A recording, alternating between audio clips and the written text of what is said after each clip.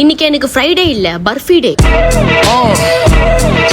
புரிஞ்சுக்கோங்க. vlogல எபிசோட் 5 காலைல ஏஞ்ச உடனே இடியாப்பவும் கேரட்டும் அரைச்சிட்டு கொஞ்ச நேரம் மெய் மறந்து எதையும் யோசிச்சுட்டு இருந்த படாலும் தூங்கிட்டேன். வீட்டுல இருந்தாலே சும்மா கடைக்கு போக சொல்லி சாவடிப்பாங்க. அதுவும் கடைக்கு போகும்போது என் ஸ்டைல யாரும் அடிச்சுக்கவே முடியாது.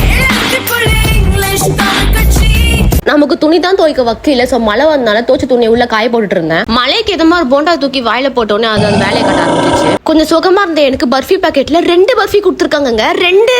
அதனால அதை அலேக்க தூக்கி வாயில போட்டு கொஞ்சம் டிவி பார்த்து இருக்கும்போது நினைச்சேன் தூங்க கூடாதுன்னு நினைச்சேன். ஆனா தூங்கிட்டேன்.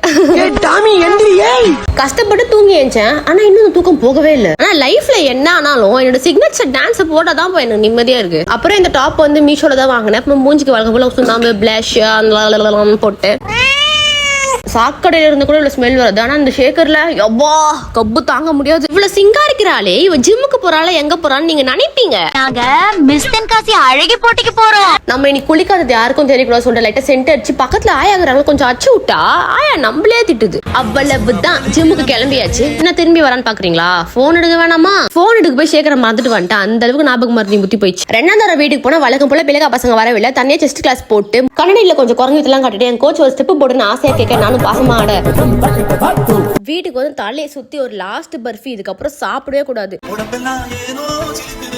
நைட்டுக்கு புளி சாதமும் கொஞ்சம் பக்கடாவும் சாப்பிட்டு நாடகம் எனக்கு பிடிக்கல. ஸோ வழக்கம் போல இல்லைன்னா சாங் கேட்டு சாப்பிட்டு முடிச்சிட்டேன். ஸோ பக்காவா 10 மணிக்கெல்லாம் தூங்கிட்டேன்னு கேட்டீங்கன்னா கிடையாது. நான் தூங்கினது 12 மணி. Bye bye.